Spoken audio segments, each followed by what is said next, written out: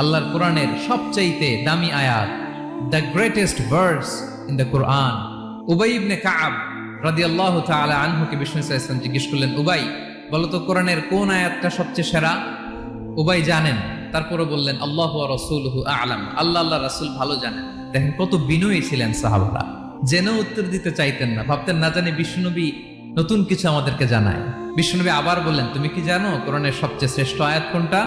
এবার উবাই ভাবলেন এবার আমি উত্তরটা দিয়েই দেই। তিনি বললেন আয়াতুল কুরসি, আল্লাহু লা ইলাহা ইল্লা হুয়াল হাইয়ুল কাইয়ুম, এটা শ্রেষ্ঠ আয়াত। বিশ্বনবী খুশি হয়ে উবাই ইবনে কাবের বুকে একটা চাপড় মারলেন, এরকম আদরের চাপড় দিয়ে বললেন লিয়াহনিকাল ইলমু ইয়া আবুল মুনজির, হে আবুল মুনজির, জ্ঞান এবং প্রজ্ঞা তোমার জন্য মোবারক হোক, তুমি ঠিক বলেছো। সুবহানাল্লাহ পড়ে। তাহলে এই প্রথম ইনফরমেশনটা আজকে জানলাম, কোরআনের সর্বশ্রেষ্ঠ আয়াতের নাম ৬,২৩৬টা আয়াতের মধ্যে থেকে সবচাইতে দামি আয়াত এটা।